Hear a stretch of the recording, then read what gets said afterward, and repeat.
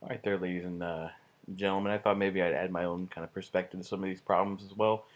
I'm not gonna make a video for every single one of these, but I thought maybe I select a few and maybe just have a little chat with y'all. So, um, let's talk about this table. Let's talk about dimensions. Let's just talk about the basics, the fundamentals of geometry. And it's fundamentals because if you understand how these concepts work, then really all the geometry gets a lot easier, which is why we spent so much time kind of developing these ideas. Now, granted, it was like 12 or 13 classes ago, but nevertheless, let's go ahead and get started. So, when you're looking at this table, this is really mapping out just how geometry is built. So it's important to note that we have some lots of terminology kind of floating around that we have to address, as well as how these terminologies kind of help to inform us on how these points make space, or at least define space, which is really the better way to say it. So let's talk about this first column first. So minimum points need to define. In other words, how many things you have to know and know where those things are before you know where the point, line, plane, or solid actually are located. Not how many there are in the end or how many it takes to actually define the entire space, but just enough just to have a sense of where it's located or what it looks like, things of that nature. So minimum point or minimum points needed to define a point. Well, that's just going to be one. Hey, it's a location. So one location is a location, period, right? So let's talk about a line. We're going to need 2 points for a line. And I'm gonna kind of maybe address these two columns together. That one point, since it is a location, the orientation itself doesn't really matter. So I'm going to kind of call this not applicable. So like orientation of a point, its location to any location will do. If we're talking about a line, we're definitely talking about needing 2 points that are collinear. Collinear, of course, mean together on the same line. In fact, we can discuss maybe a little bit later if it's even possible to pick 2 points that don't form a line, i.e., it's not. But in the end, those 2 points have to be collinear, and then all the points become collinear to make the line itself. In terms of talking about a plane, you do need 3 points to make a plane. Now, here's where things really do get interesting. Those 3 points actually have to fit two criteria. They have to be non-collinear, but they do end up being coplanar, just as a point of making a plane. What I mean is, if I'm going to pick 3 points and I want to make them non-collinear, they can't be in the same straight line. They have to be offset. Like two can be, the third one has to be off. Otherwise, you wouldn't have an expansive flat surface. You just have a big line. Finally, let's talk about solid. You're going to need 4 points, and again, it kind of falls into orientation. The one orientation is that they have to be non-coplanar.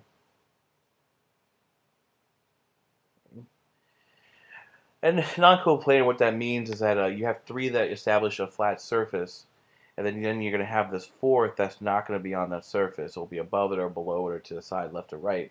So like a good visual would be like pick 3 points that exist on a wall that you're looking at right now, and then pick a fourth point like on your nose with the presumption that your nose isn't touching the wall. Those 3 points on the wall plus your nose define three-dimensional space because the distance from those points on the wall to your nose give it depth, and that's really kind of how this works. All right, let's move on to this second part. So, what do you actually build, or what do you actually use to build a point? Well, the constructor you use to build a point is nothing. Like it's oh, get out of here, notification bar, iOS 7. So this really a constructor usability dimension. I guess if you want to put a point, you can. In truth, it's nothing because nothing's actually there. It's just a location.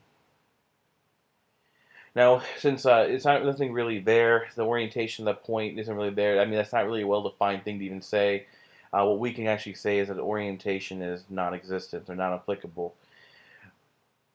So if we're looking at a line constructor used to build a dimension, well, that would really just be points. Okay? And orientation of those points to actually make the constructor would be collinear. In fact, I'm going to make a little note here. It's going to be infinite collinear points. Okay, so what I mean by that is if I pick a point and pick a point so I know where it is, to actually form the line, I have to pick all points that are collinear to the 2 points in which I started. So if I started with these two guys, right here and right here, The line is actually formed by picking all the points that are collinear in both directions. Now that's impossible to actually draw, which is why we shorthand that right there. And moving on. This one's a plane, and to make a plane, what we're going to actually use are lines. And again, we're gonna kind of make the note that it's going to be infinite, non-collinear, but coplanar lines. Now, the visual you can have for this is what we did kind of in class, where we threw the yarn back and forth. So if I have a line that runs this way, I need another line that runs this way and then that way. And then really it's a matter of just filling that space with more and more lines, running all different directions to fill in all the points necessary to make a plane, or to at least to define a plane. Okay? And last but not least, let's talk solid. Well, if you can kind of look at the progression here, this should be no surprise. We have points, we have lines, we now have planes. I missed the right color scheme, but what can you do? And again, now the orientation, we're looking at infinite and we're looking at non-coplanar.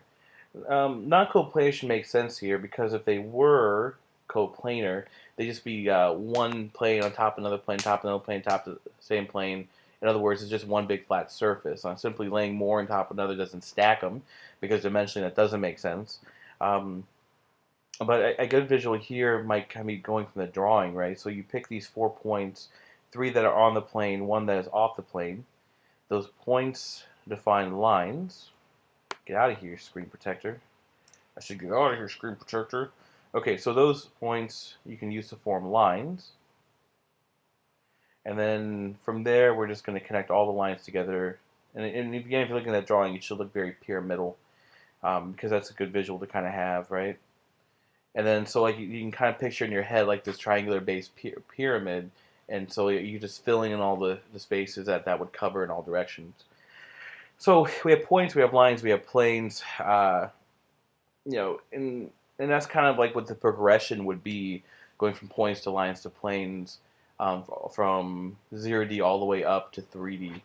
We haven't really talked 4D. That's something that we're going to kind of maybe talk about independently with an honors project, but that's kind of what I have to say about dimensions. Now, there are a couple other kind of interesting points down here, some questions to kind of think about. And, the progression I think we kind of talked about in the previous problem, so I'm not really going to kind of delve too deeply into that progression. But these 2 questions end up being pretty impossible. I'm sorry, not impossible. Pretty important. Is it impossible for any 2 points? I should say 2. Oh, that's embarrassing. 2 TWO. 2 points to be non-collinear, and of course, it's one over here. Is it possible? It is possible for any 3 points not coplanar. So the point being, like once you start picking points and you want to form lines or planes with them, is it possible not to form them? And that's really the heart of this question. Like if I pick a point in one location, pick a point in a second location, is it possible to not form a straight line? In kind of the same sense, like if I pick 3 points, right, is it impossible to form a plane? Like I can't look at that and see a plane. That's something I want you to think about some more. Certainly there are some examples that you can simply work out, right? Like you simply draw 3 points and try to not connect them to a plane, but that's something maybe to think about more going on to the test. And of course, this question right here about the about the triangle-shaped tables is very related. But we're going to be hopefully some examples already exist on Edmodo by the time you checked out this video. If not, that question it's one to kind of consider moving in before the test, right? So that's why I'm going to stop this first part of the video now. There might be a couple more posted later on, so just kind of keep the weather eye out.